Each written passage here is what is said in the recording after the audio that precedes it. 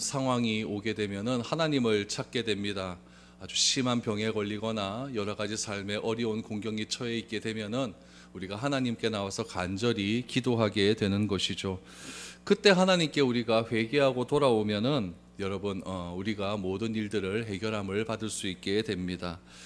아합이 하나님의 말씀을 듣고 자복하고 회개하며 하나님께 용서를 구했고, 하나님은 엘리야에게 뭐라고 말씀하셨냐면, 아합이 회개하는 것을 보았느냐, 그의 회개함이 정말 진실된 것 같도다 라고 말하면서 참으로 겸비하여 회개하는 모습을 보았다라고 하나님은 엘리야에게 말씀하셨습니다.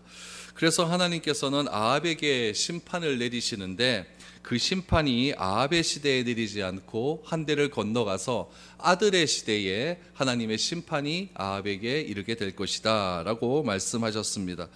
그런데 안타까운 일이 무엇이냐면, 아합이 회개를 하지 않습니까? 회개를 했으면 그 회개가 오래 가야 되는데 그 회개가 오래 가지 않았다라고 하는 점입니다.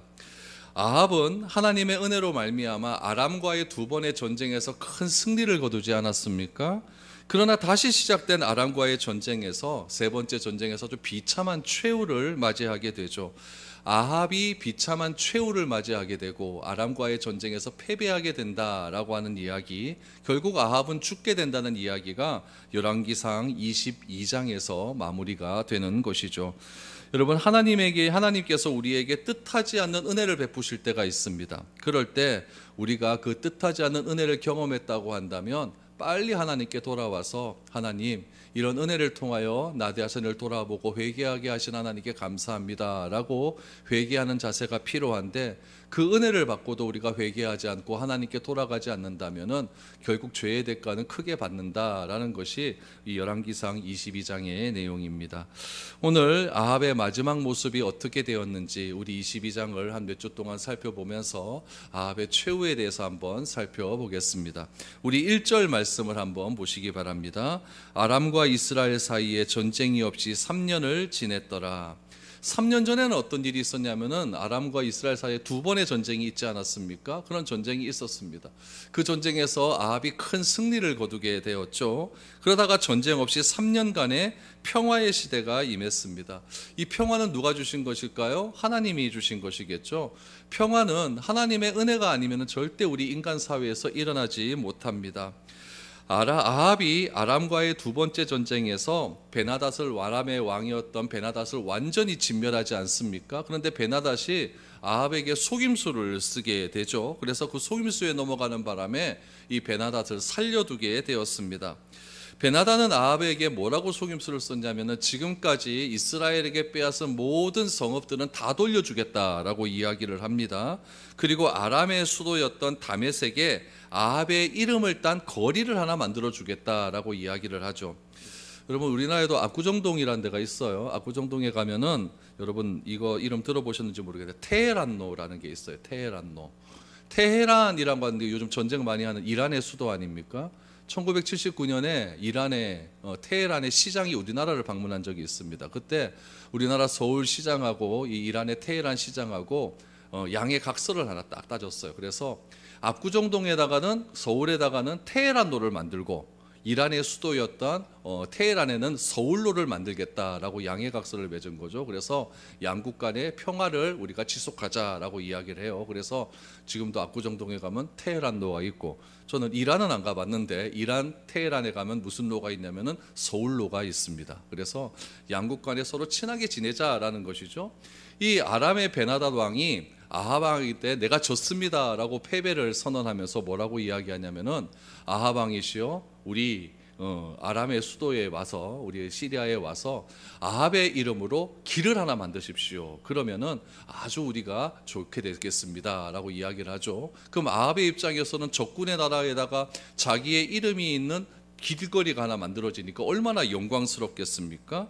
그러기에 대한 이야기가 열왕기상 20장 34절에 나옵니다. 우리 열왕기상 20장 34절 말씀을 한번 보시죠. 베나닷이 왕께 아뢰되, 내 아버지께서 당신의 아버지에게서 빼앗은 모든 성읍을 내가 돌려보내리이다. 또 내 아버지께서 사마리아에서 만든 것 같이 당신도 다메섹에서 당신을 위하여 거리를 만드소서. 아합이 이르되 내가 이 조약으로 인해 당신을 놓으리라 하고 이에 더불어 조약을 맺고 그를 놓았더라 라고 나오지 않습니까? 그러니까 이런 합의가 있었던 거예요. 이런 합의가 있은 지 몇 년이 지났다고요? 3년이 지났다는 이야기죠. 3년이나 시간이 흐른 다음에 여러분 베나닷이 아합과 맺은 약속이 있지 않습니까? 일단은 자기 아버지가 빼앗은 모든 성읍 다 돌려줘야 되는데 돌려줬을까요? 안 돌려줬을까요? 안 돌려줍니다. 안 돌려주고 또 아합의 이름으로 길거리를 하나 만들어야 되는데 그 길거리 만들었을까요? 안 만들었을까요? 안 만들어준 거죠. 그러면서 이 베나닷은 이 3년의 시간 동안에 무엇을 했느냐? 두 번의 패배 이후에 군사력을 더욱더 확장하기 시작을 합니다.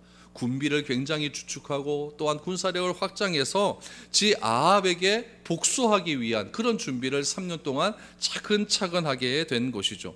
그러다 보니까 아람의 군대가 굉장히 강해졌습니다. 이 아합 왕은요, 아람의 군대가 점점 강해지고 아람이 자기가 맺은 그 조약을 지키지 않게 되니까 저거 아람을 도대체 그냥 놔서는 안 되겠다라고 생각하고 아람을 침략해서 이 베나닷 왕을 완전히 죽여버려야겠다라고 하는 생각을 가지게 되는 것이죠. 그 말씀이 2절 3절에 나옵니다. 셋째 해에 유다의 여호사밧 왕이 이스라엘의 왕에게 내려가매 이스라엘의 왕이 그의 신하들에게 이르되 길르앗 라못은 본래 우리의 것인 줄을 너희가 알지 못하느냐?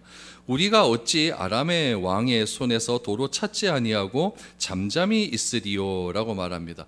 갑자기 여러분 유다 왕 여호사밧 왕이 이스라엘 왕 아합에게 내려왔다라고 하는 대목이 나옵니다. 여러분 왜 내려왔을까요? 이 둘 사이에 혼인이 이루어졌어요. 아합의 딸이 있었는데 그 딸 이름이 무엇이냐면 아달랴라고 하는 딸입니다. 아주 못된 여자입니다.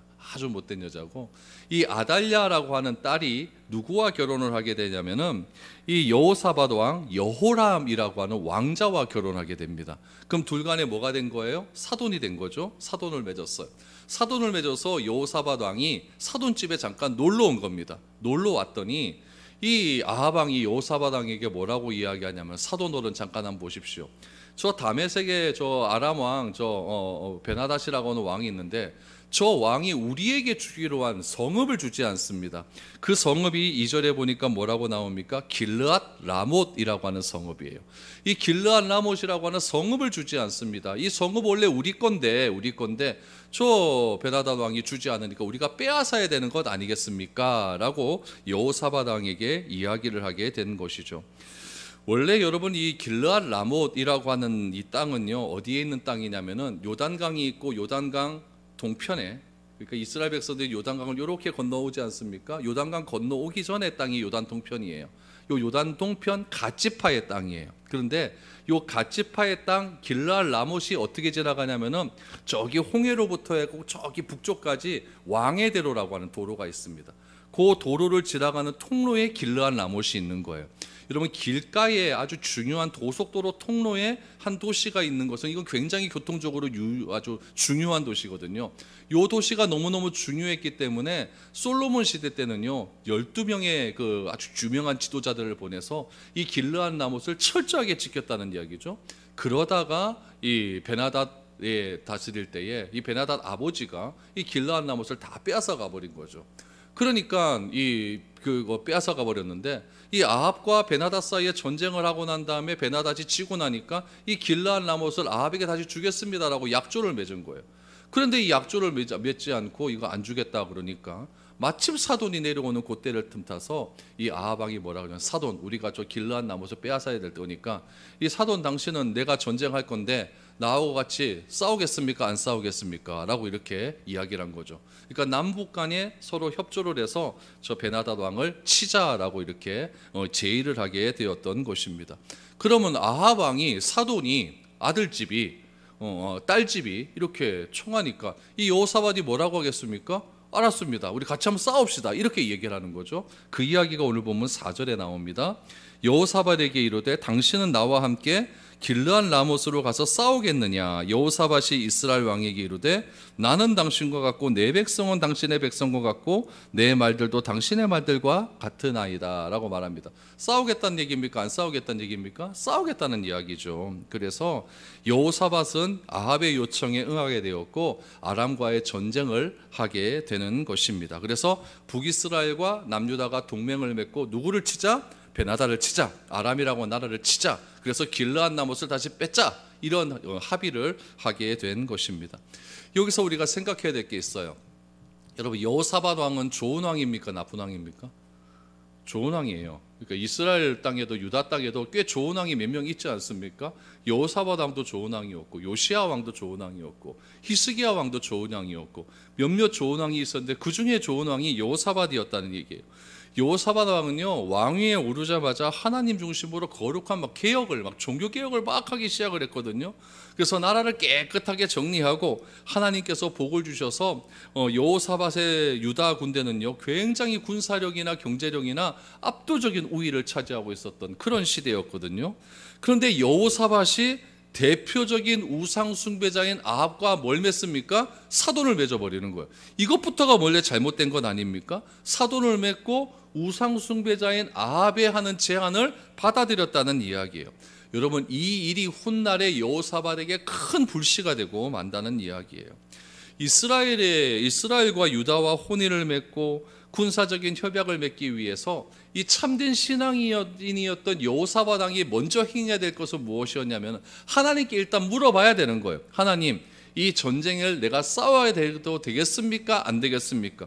이것을 먼저 물어봐야 되는데 이 여호사밧 왕은 일단 정치적인 계산만 하는 거죠. 일단 아합이 나하고 사돈을 맺었으니까 이 사돈집이 어지러우면 골치 아픈 거야. 그러니까 일단 사돈을 도와주는 것이 맞겠다라고 이렇게 생각을 하고 정치적인 결탄 또 혼인잔치의 혼인의 그런 결탁에 의해서 전쟁을 시도하게 되는 것이죠.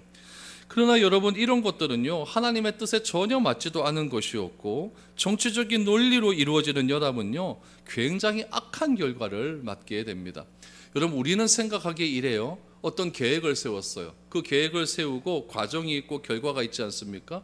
그럼 계획에 딱 잘 세워서 결과가 좋게 되면 과정이야 어떻게 되든지 말든지 간에 결과만 좋으면 다 하나님의 뜻이라고 생각을 합니다. 그런 경우 있어요, 없어요? 온갖 불법은 다 저질러 놓고 뭐 사람만 많이 모여면 이거 하나님께서 우리에게 부흥 주셨다 이렇게 생각하는 경우가 있지 않습니까? 예수님은 그런 것들을 제일 싫어하신다는 이야기예요. 우리 마태복음 7장 17절에서 20절 말씀을 한번 보세요. 이와 같이 좋은 나무마다 아름다운 열매를 맺고 못된 나무가 나쁜 열매를 맺나니 좋은 나무가 나쁜 열매를 맺을 수 없고 못된 나무가 아름다운 열매를 맺을 수 없느니라. 아름다운 열매를 맺지 아니하는 나무마다 찍혀 불에 던져지느니라. 이러므로 그들의 열매로 그들을 알리라 라고 말합니다. 여러분, 여기서 우리가 좀 조심해서 봐야 될 말씀이 20절 말씀이에요. 이러므로 그들의 열매로 그들을 알리라고 했어요. 그럼 예수님께서 사람을 아는 결과론적인 것은 무엇이냐면 열매로 안다고 하지 않습니까? 그럼 열매는 나무의 결과라는 이야기예요. 그럼 어떻게 생각하냐면 예수님은 결과지상주의자구나. 예수님은 결과만 좋게 나오면 다 용서해 주시는구나. 이렇게 생각하는데 절대 그것이 아니라는 이야기예요. 우리가 조금 전에 읽었지만 그 열매가 좋은 열매를 맺기 위해서는 뭐가 좋아야 된다고 말합니까? 좋은 나무는 좋은 열매를 맺고 악한 나무는 악한 열매를 맺는다고 말하지 않습니까? 그러면 좋은 열매를 맺기 위한 과정이 필요하다는 거예요. 그 과정이 뭐예요? 좋은 나무가 된다는 이야기예요.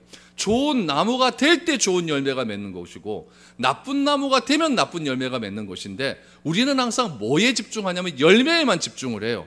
수단과 방법을 가리지 않고 좋은 내 계획의 결과로만 잘 나와버리면 이건 다 하나님이 하셨습니다. 이런 얘기 합니까? 안 합니까?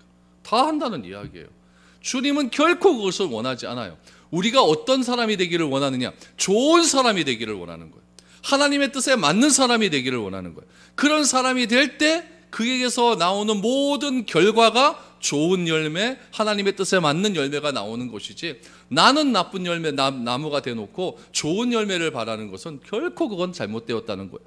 내가 나쁜 나무가 되었다고 한다면 내 눈에 보이는 결과가 내 계획과 맞다 할지라도 그 결과는요 나쁜 열매예요. 그걸 기억하셔야 됩니다. 근데 우리는 항상 결과 중심적으로 생각을 한다는 거. 오늘 본문에 얘네들도 똑같은 것 아니겠습니까? 한 나라 갖고 안 되니까, 아합 한 나라 갖고 안 되니까, 우리 사돈댁 나라, 이 나라 잘 사는 것 같으니까, 군사력도 좋으니까 두 나라 연합해서 아람을 물리치면은 우리나라에서는 전쟁에서 이긴 거니까 좋은 열매 맺는 것 같습니다. 그러나 하나님은 이런 거 필요 없다는 이야기예요. 전쟁은 하나님께 속해 있기 때문에 사람의 어떤 지혜와 계획으로 절대로 구약에서는요, 전쟁의 승리를 거둘 수가 없다는 이야기예요. 그래서 항상 우리의 삶 가운데 기억해야 될 것은 무엇이냐면, 열매가 중요한 것이 아니라 뭐가 되는 것이 중요하다? 좋은 나무가 되는 게 중요하다. 그래야만 좋은 열매는 자연적으로 따라온다. 그럼 좋은 나무는 어떻게 맺습니까? 주님께서 포도나무 비유에서 말씀하셨어요. 예수님은 포도나무요, 우리는 가지니까 우리는 어떻게 하면 됩니까? 주님의 포도나무에 딱 붙어 있기만 하면 된다. 그러면은 열매마다 풍성한 아주 좋은 열매를 맺을 수가 있게 될 것이다. 그런데 우리 이사야서 같은 데 보면은, 나는 좋은 나무, 극산품 포도나무를 심었는데 너희에게 나오는 열매는 다 버려버릴 포도나무밖에 없다. 포도 열매밖에 없다. 그럼 좋은 씨앗을 심었지만 나무가 어떻게 되었다는 거예요? 자라나면서 다 나쁜 나무가 되었다는 이야기예요. 그러니까 열매가 버려버릴 그런 열매밖에 나지 않아서 하나님은 이사야 선지자를 통해서 유다를 징벌하는 것 아니겠습니까? 그래서 우리가 항상 결과론적으로만 그것을 보는 것이 아니라 왜 이런 결과를 나오기까지 어떤 과정을 거쳤는가, 이것을 살펴보는 것이 중요하다라는 것을 우리는 기억을 해야 됩니다. 여호사밧은 일단 아합의 제안을 받아들이죠. 받아들이는데 딱 받아들이고 나니까 뭔가 찝찝한 거예요. 뭐 안 했습니까? 기도를 안 하는 거죠. 그래서 일단 하나님의 뜻을 좀 물어봐야겠다라고 생각을 하는 거죠. 그래서 아합에게 얘기해요. 이 이스라엘 땅에는 하나님의 선지자가 없습니까? 라고 물어보는 거죠. 5절 6절입니다. 여호사밧이 또 이스라엘의 왕에게 이르되, 청하건대 먼저 여호와의 말씀이 어떠한지를 물어보소서. 이스라엘 왕이 이에 선지자 400명쯤 모으고 그들에게 이르되, 내가 길르앗 라몬에 가서 싸우랴 말랴. 그들이 이르되, 올라가소서, 주께서 그 성읍을 왕의 손에 넘기시리이다 라고 말을 합니다. 여호사밧이 아합에게 하나님의 뜻을 구하고자 하자 아합은 아합의 말에 동조하는 선지자 400명을 모아버립니다. 여러분, 구약에서 선지자라가 나온다고 해서 다 선지자가 아닙니다. 여러분, 우리가 앞에서 살펴보았듯이 아합 왕이 저지른 중에 한 가지 큰 악이 무엇이냐면, 아합 왕과 이세벨이요, 하나님의 선지자를 다 잡아 죽여버리잖아요. 다 잡아 죽였어요. 그래서 다 잡아 죽였을 때에 아합의 신하였던 오바댜라고 하는 사람이 하나님의 선지자들, 정말 잘 믿는 하나님의 선지자를 숨겨서 80명을 숨겨서 물과 떡을 준 일이 있지 않습니까? 그러니까 여기서 말하는 400명은 누구냐면은 진짜 하나님의 뜻을 전하는 선지자가 아니라 이미 하나님의 뜻을 전하는 선지자는 다 죽었어요. 없습니다. 아합의 뜻에 동조하는 선지자들이었어요. 그들에게 한번 물어보자는 거죠. 하나님의 뜻에 맞는지, 길르앗 라못에 올라가는 것이 맞는지 안 맞는지 한번 물어보자. 여러분, 사무엘상 23장 2절 말씀에 보면 이런 말씀이 있어요. 다윗은 전쟁에 나갈 때마다 이렇게 했어요. 이에 다윗이 여호와께 묻자와 이르되, 내가 가서 이 블레셋 사람들을 치리이까? 여호와께서 다윗에게 이르시되, 가서 블레셋 사람을 치고 그 일날을 구원하라 하시니.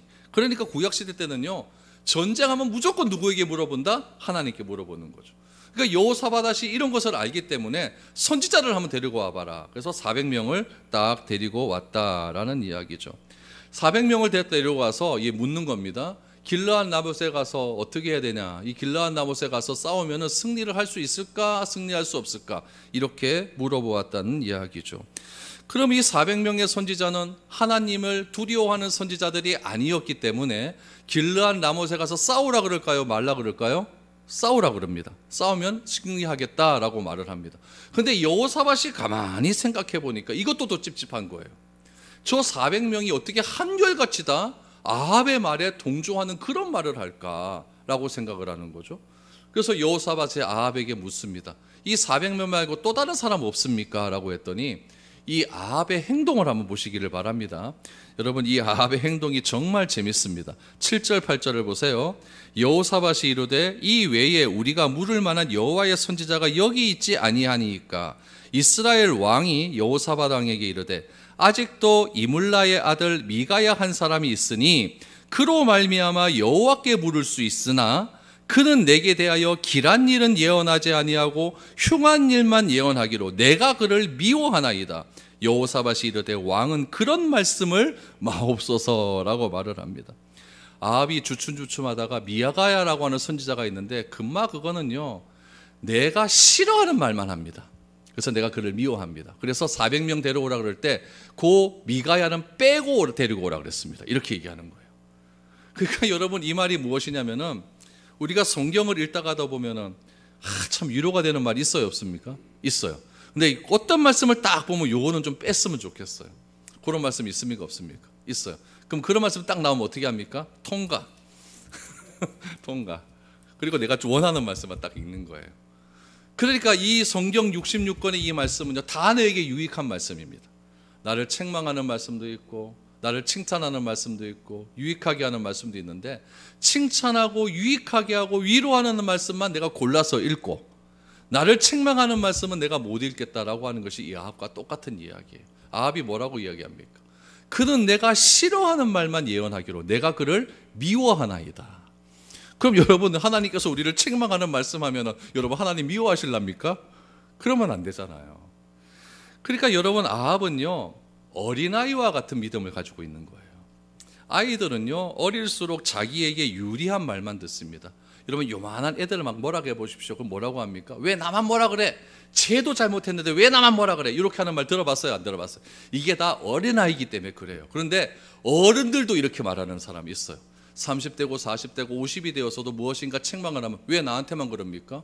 저 옆에 김 집사도 똑같은 얘기하는데 이런 사람을 가리켜서 뭐라고 얘기하느냐? 어린 아이와 같은 어른이라 그래요. 덩치는 잘하고 나이는 먹었는데 신앙은 어린아이와 같은 거예요. 이런 사람이 교회에 30년 40년 다녀도 어린아이와 같은 신앙을 가진 사람 봤습니까 못 봤습니까? 그 사람이 나일 수도 있어요. 나일 수도 있어요. 아합이 그것과 똑같은 사람이라는 거예요. 아합도 어린아이 우상 숭배자였다 할지라도 이스라엘은요 본토 토생부터가 하나님을 믿는 그런 땅이기 때문에 이 아합도 하나님이 누군지 알거든요.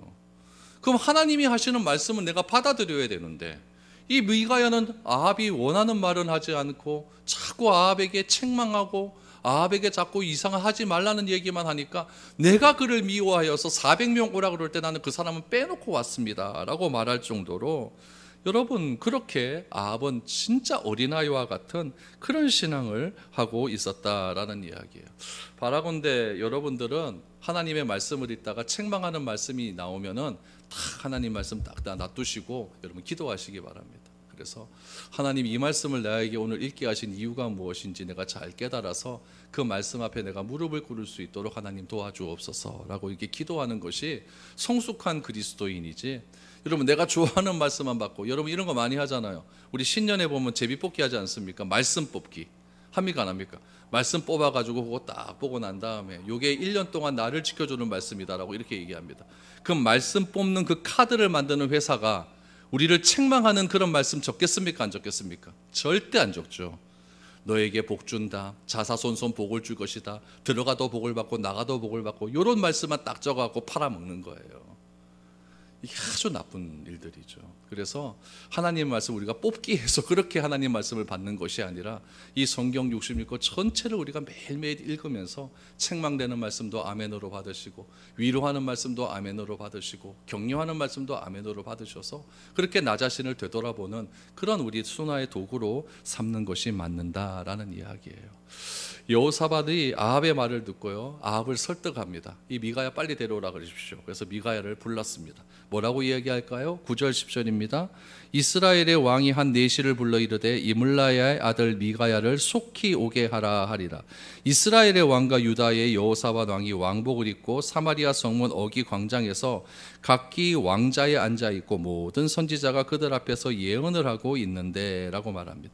이제 미가야를 부르러 내시가 갔습니다. 내시가 가고 아합과 여호사밧 왕은요 이제 사마리아 성읍이죠. 이스라엘 북이스라엘의 수도 아닙니까? 그 사마리아 성읍 앞에 다 이제 전쟁터에 나가려고 준비를 하는 거죠. 그러니까 여기 앞에 보니까 뭐라고 나옵니까? 400명의 선지자들이 이 아합과 여호사밧을 뺑 둘러 앉으면서 자기 나름대로 막 하나님의 말씀을 전한다고 하는 거죠. 다 거짓말입니다.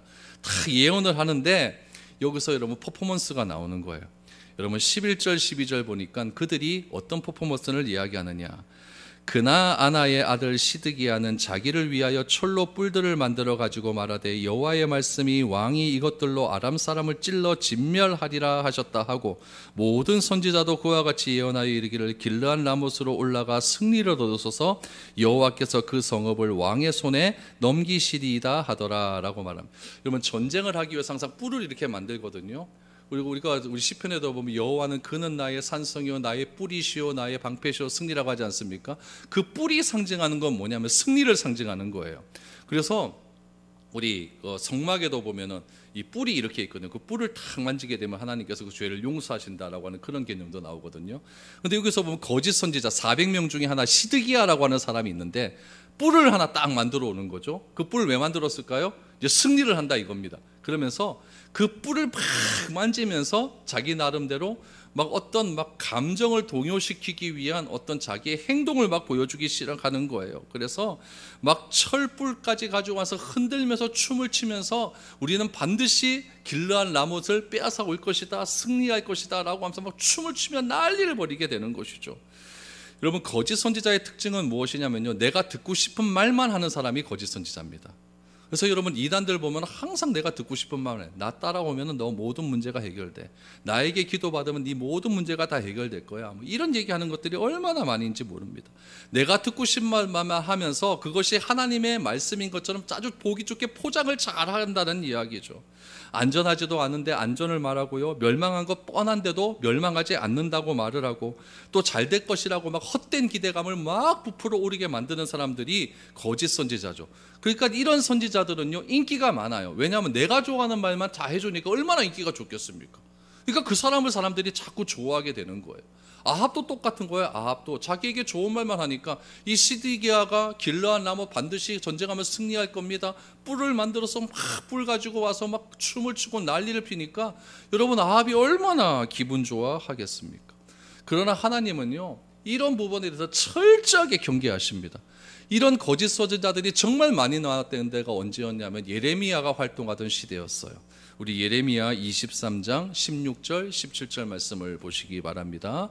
만군의 여호와께서 이와 같이 말씀하시되 너희에게 예언하는 선지자들의 말을 듣지 말라. 그들은 너희에게 헛된 것을 가르치나니 그들이 말한 묵시는 자기 마음으로 말미암은 것이요 여호와의 입에서 나온 것이 아니니라.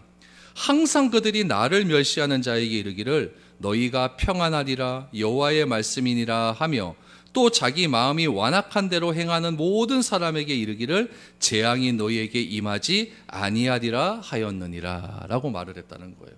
그러니까 거짓 선지자는 내가 죄를 지었음에도 괜찮아요. 거짓 선지자들은 내가 잘못을 했는데도 하나님이 다 이해하십니다. 회개 안 하셔도 돼요. 다 이해하십니다. 이런 식으로 말을 한다는 거예요.